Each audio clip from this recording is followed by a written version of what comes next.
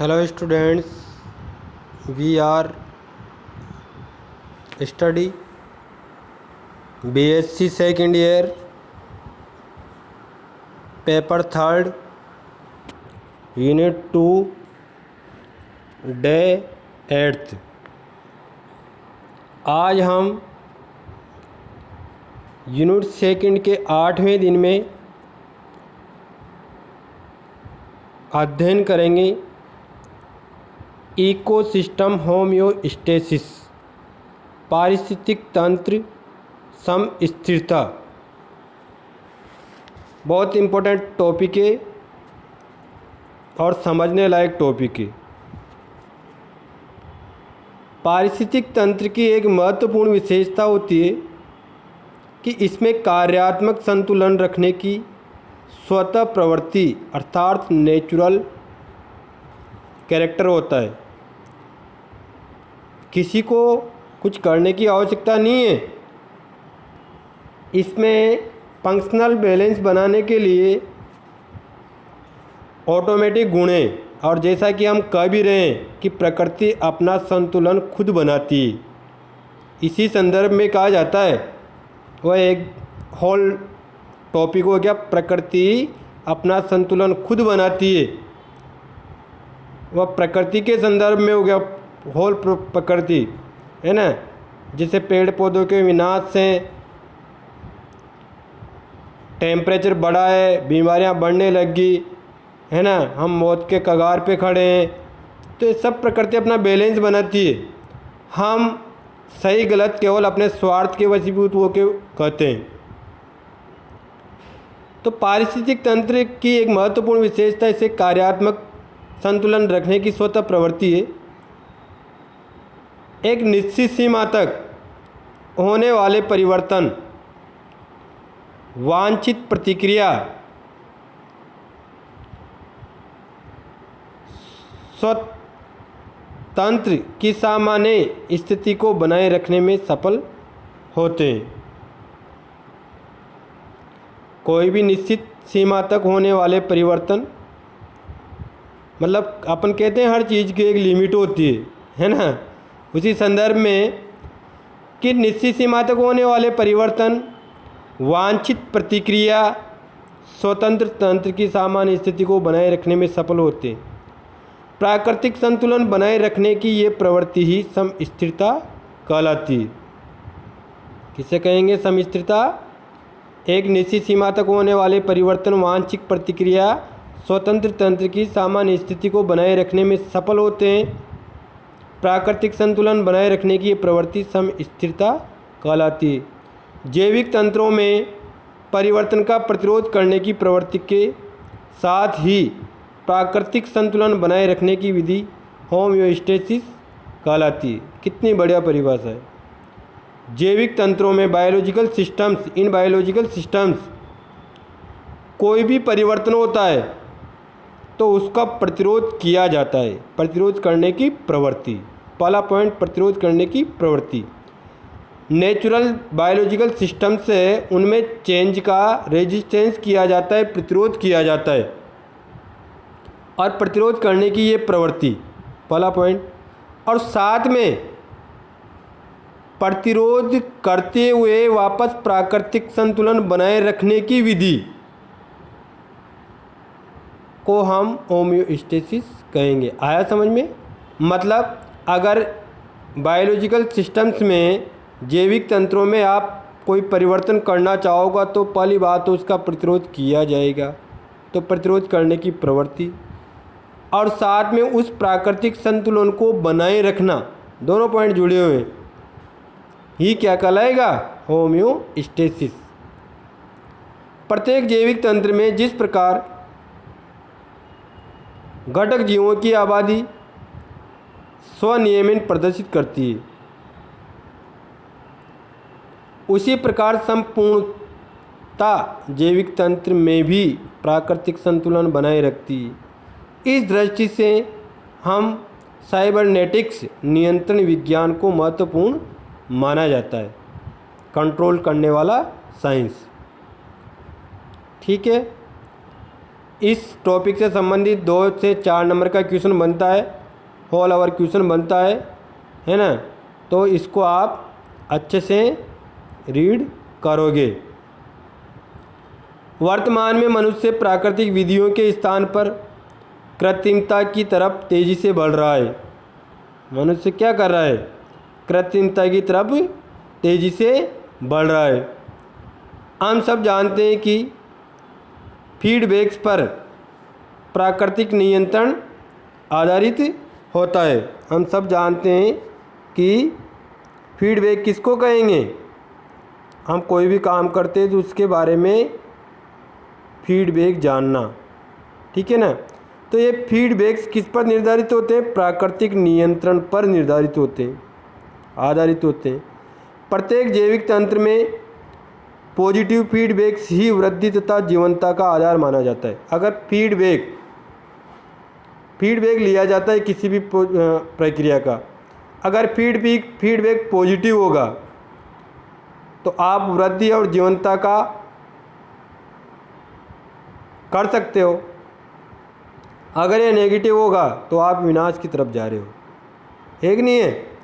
तो ये थोड़ा सा आपको समस्या होगी, है ना। मैंने PDF का आज थोड़ा सा नया तरीका ढूंढा था, कल से वापस सुधार करेंगे इसमें, ठीक है ना। क्योंकि ये भारतीय ऐप के द्वारा बनाई गई PDF है।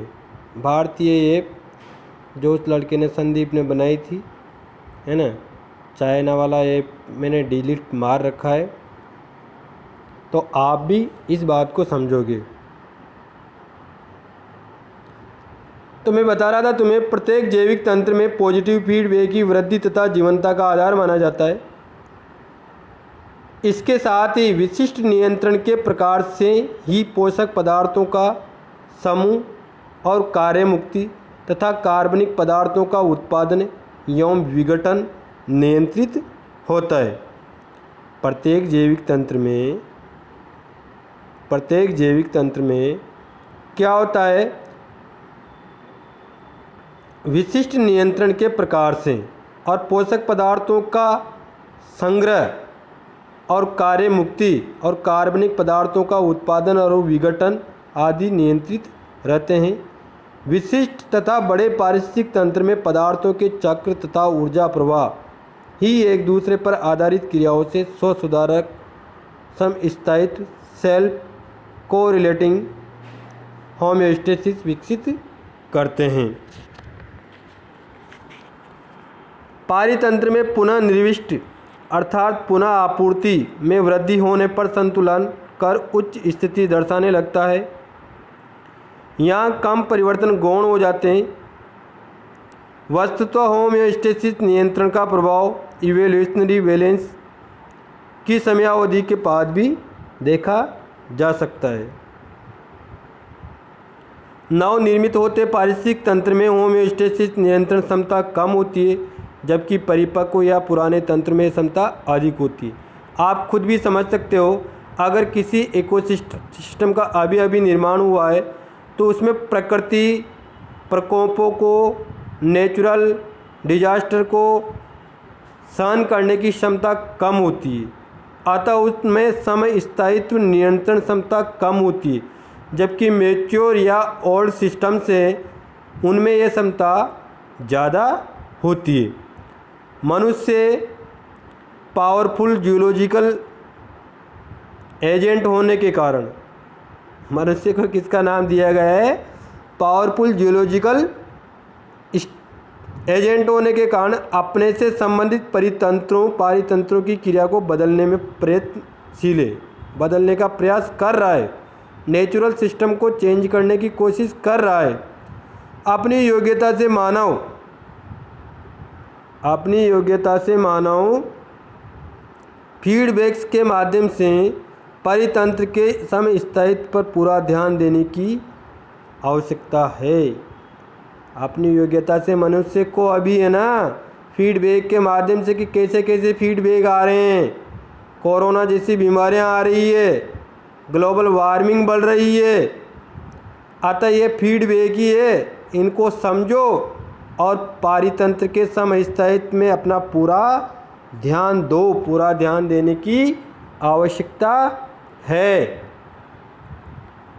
एक तालाब का पारिस्थितिक तंत्र विभिन्न जैविक एवं अजैविक घटकों से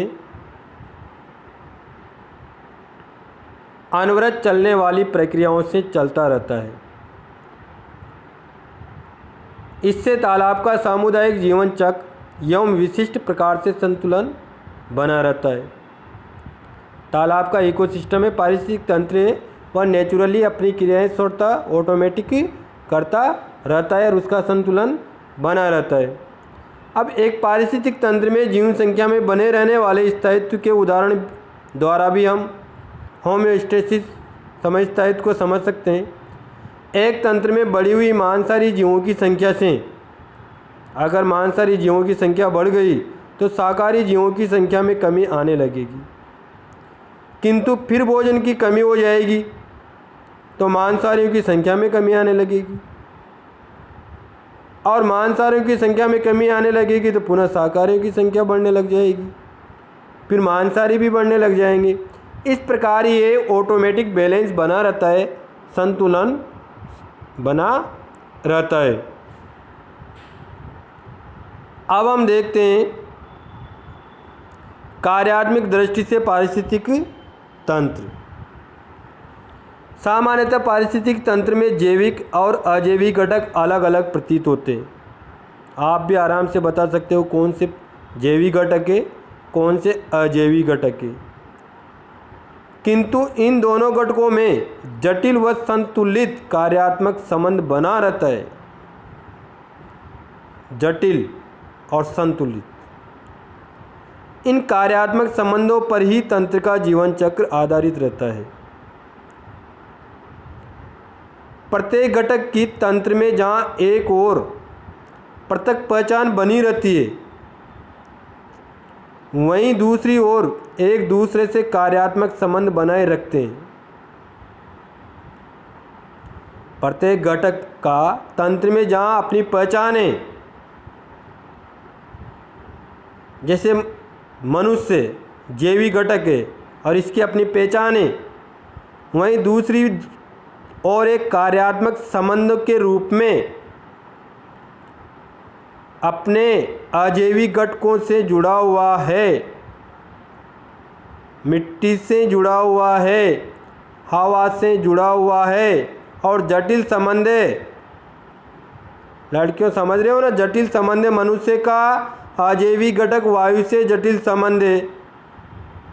वायु को मनुष्य से पृथक करके देख लो, क्या जीवित रह पाओगे? नहीं रह पाओगे। पानी अजैविक घटक है, मनुष्य से पृथक करके देख लो या किसी दूसरे जंतु से पृथक करके देख लो, क्या जीवित रह पाओगे? नहीं। ठीक है ना। इस तरह मैं तुम्हें बता रहा था कि पारिस्थितिक तंत्र में जैविक तथा अजैविक घटक वैसे अलग अलग प्रतीत होते हैं और अपनी अलग पहचान रखते हैं, लेकिन इनका जो कार्यात्मक संबंध है ना, वो बहुत जटिल और बैलेंस है, संतुलित है। हम इन संबंधों को समझने के लिए मुख्य बिंदु जो है वह निम्न है, जैसे ऊर्जा प्रवाह चक्र। अब ऊर्जा प्रवाह चक्र में मैं बताना चाहूँगा तुम्हें, सौर ऊर्जा है। ये सौर ऊर्जा धरती पर आती है तो तापीय ऊर्जा के रूप में आती है, और ये तापीय ऊर्जा का उपयोग करते हुए एक पौधे की पत्तियाँ कार्बोहाइड्रेट का निर्माण करती है, भोजन बनाती है, और ये भोजन के रूप में ये जो भोजन है, इस भोजन को कोई भी जंतु ग्रहण करता है तो वह इसको केमिकल एनर्जी में चेंज करता है, और ये केमिकल एनर्जी उस जंतु के अंदर श्वसन की क्रिया से दहन हो करके क्या बनाती है? क्रियाशील एनर्जी बनाती है। इस प्रकार ये ऊर्जा प्रवाह चक्र होता है। ताप गतिकी के नियम भी यही कहता है तापगतिकी के दो नियम हैं, प्रथम व द्वितीय नियम। प्रथम नियम कहता है ऊर्जा का न तो विनाश होता है और न ही निर्माण होता है। ऊर्जा का कोई विनाश और निर्माण नहीं है, केवल ऊर्जा को एक रूप से दूसरे रूप में बदला जा सकता है। ये तापगतिकी के अनुसार ऊर्जा का प्रथम नियम है। और ऊर्जा का द्वितीय नियम कहता है जब ऊर्जा एक रूप से दूसरे रूप में स्थानांतरित होती है तो 100% स्थानांतरित नहीं हो सकती, नहीं होती है। क्यों? क्योंकि स्थानांतरण के समय उसका कुछ रूप वेस्ट हो जाता है, नष्ट हो जाता है, अन्य रूपों में बदल जाता है। हम दूसरा बिंदु पढ़ेंगे इसके अंतर्गत, जैव भू रासायनिक चक्र व खनिज पोषण। पारिस्थितिकी तंत्र में अनेक चक्र होते हैं, आगे की यूनिटों में इनको पढ़ेंगे हम, है ना। पारिस्थितिकी तंत्र में अनेक चक्र है, ऑक्सीजन चक्र, नाइट्रोजन चक्र, कार्बन चक्र, सल्फर चक्र, फास्फोरस चक्र आदि चक्रों के माध्यम से आवश्यक खनिज पोषक पदार्थों की पूर्ति की जाती है, आवश्यक खनिज पदार्थों की पूर्ति होती है। ये खनिज पदार्थ जो मैंने नाम लिए तुम्हें, ऑक्सीजन ये गैसें, oxygen, nitrogen, carbon, sulphur, phosphorus, ये वायुमंडल से ज़मीन पर, ज़मीन से जीवों में, जंतुओं में, पता नहीं कहाँ घूम घूम के वापस वायुमंडल में पहुंच जाते। ये एक चक्र के पूरा चक्र चलता है। इस तरह जैव भू रासायनिक चक्र होते हैं। नेक्स्ट है अपना भोजन श्रृंखला व पोषण स्तर, food chain and trophic level. मैं बताना चाहूँगा तुम्हें, जीवों में खाने या खाए जाने के आधार पर एक श्रृंखला होती है जिसको पोषण श्रृंखला, भोजन श्रृंखला, खाद्य श्रृंखला कहते हैं। और इस खाद्य श्रृंखला के प्रत्येक स्तर को पोषण स्तर कहा जाता है। इस खाद्य श्रृंखला में सौर ऊर्जा से सबसे पहले जो भोजन बनाते हैं वह प्रोड्यूसर उत्पादक कहलाते हैं। उन उत्पादकों को डायरेक्टली ग्रहण करने वाले शाकाहारी कहलाते हैं। शाकाहारी को ग्रहण करने वाले प्रथम मांसाहारी कहलाते हैं। प्रथम मांसाहारी को ग्रहण करने वाले द्वितीयक मांसाहारी कहलाते हैं। और टॉप लेवल पर जो होता है वह सर्वोच्च होता है, तृतीय मांसाहारी या सर्वाहारी। उत्पादक, अब ये चेन बन गई। उत्पादक है पृष्ठ पोषण स्तर हो गया। प्राथमिक उपभोक्ता जो शाकाहारी था वह सेकंड स्तर हो गया। द्वितीय उपभोक्ता तृतीय स्तर हो गया। तृतीय उपभोक्ता चतुर्थ स्तर हो गया। सर्वोच्च उपभोक्ता पांचवा स्तर हो गया। भोजन श्रृंखला के बारे में भी हम आगे खूब पढ़ेंगे, पोषण स्तर के बारे में भी स्पष्ट पढ़ेंगे। हम केवल यहाँ इनकी थोड़ी थोड़ी डिटेल पढ़ रहे हैं। होम्योस्टेसिस की प्रकृति का संतुलन कैसे बनता है, कार्यात्मक संबंध कैसे होते हैं, ठीक है ना।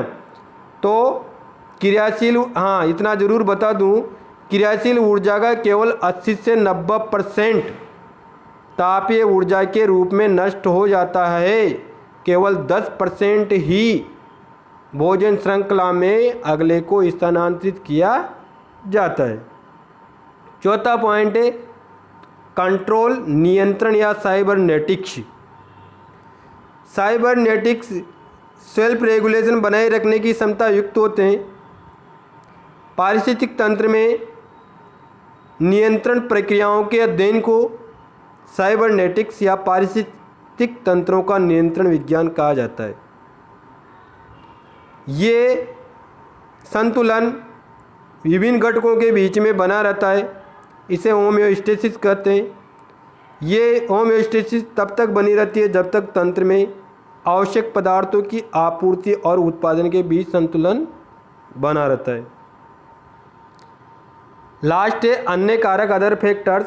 अदर फैक्टर्स में हम जो कि पारिस्थितिक तंत्र को प्रभावित करते हैं, उनमें हम जीवों की शारीरिक संरचना, जैव विकास की गति, आदि को सम्मिलित कर सकते हैं। इस प्रकार गर्ल्स ये होम्योस्टेसिस से रिलेटेड 4 पेज का टॉपिक था। इस टॉपिक में तुम्हें जनरली क्वेश्चन आता है, होम्योस्टेसिस को समझाइए, होम्योस्टेसिस किसे कहते हैं, है ना। इस 2-3 तरह के क्वेश्चन बनते हैं और आप अधिकतम आए तब भी 4 पेज कम नहीं होते हैं, न्यूनतम तुम्हारे हिसाब से शॉर्टनेस कर सकते हो। नेक्स्ट टॉपिक हम कल पढ़ेंगे। Thank you very much.